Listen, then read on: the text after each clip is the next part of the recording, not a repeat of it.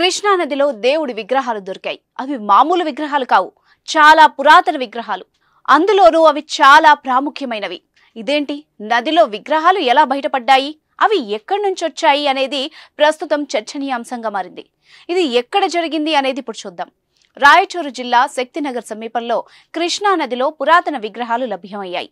రాయచూర్ తెలంగాణ సరిహద్దులోని శక్తినగర్ సమీపంలో కృష్ణా నదిపై వంతెన నిర్మిస్తున్నారు. ఈ వంతెన నిర్మాణ సమయంలో కృష్ణా నదిలో దేవుడి విగ్రహాలు బయటపడ్డాయి. కృష్ణా నదిలో శ్రీకృష్ణుని దశావతార విగ్రహం, శివలింగం లభ్యమయ్యాయి. పరమశివుడి పురాతన లింగం బయటపడడంతో అక్కడి వారు తన్మయత్వానికి లోనయ్యారు. గజం కేవలం 4,500 రూపాయలతో 165 గజాల భూమి కేవలం 8 లక్షలు మాత్రమే. హరహర మహాదేవ, శంభో శంకర, నమశివాయ అంటూ భక్తి పారవస్యంలో మునిగిపోయారు. నిర్మాణ పనుల్లో బయటపడ్డ విగ్రహాలను సిబ్బంది నదిలో నుంచి సురక్షితంగా బయటకు తీశారు. కృష్ణా నదిలో లభ్యమైన కృష్ణదేవరాయల విగ్రహాలపై సర్వత్రా ఆసక్తి నెలకొంది. కృష్ణా నదిలో విష్ణుమూర్తి అవతారమైన వెంకటేశ్వర స్వామి 2 విగ్రహాలు, శివలింగం లభ్యమయ్యాయి. కృష్ణా నదిలో లభ్యమైన విష్ణు విగ్రహానికి సంబంధించి పలు ఆసక్తికర విషయాలు బయటకొస్తున్నాయి. ఈ పురాతన విగ్రహాల పట్ల పరిశోధకులు, చరిత్రకారులు తమ అభిమానాన్ని చాటుకున్నారు.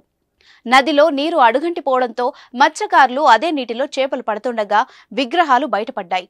అలాగే కృష్ణా నదిపై వంతెన నిర్మాణ పనులు చేపట్టి అక్కడక్కడ మట్టిని తవ్వారు. ఈ క్రమంలోనే భూమిలో పాతిపెట్టిన విగ్రహాలు ఇప్పుడు బయటకొచ్చి ఉండొచ్చని అంటున్నారు. దొరికిన 3 విగ్రహాలు వేర్వేరుగా ఉన్నాయి.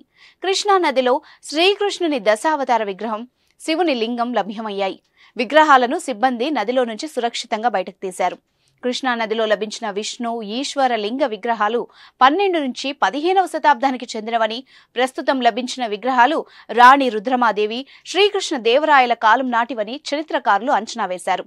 ఆ విధంగా కృష్ణా నదిలో లభించిన విగ్రహాలు అప్పట్లో కృష్ణదేవరాయలు ప్రతిష్ఠించిన విగ్రహాలు కావచ్చని చరిత్రకారులు చెబుతున్నారు.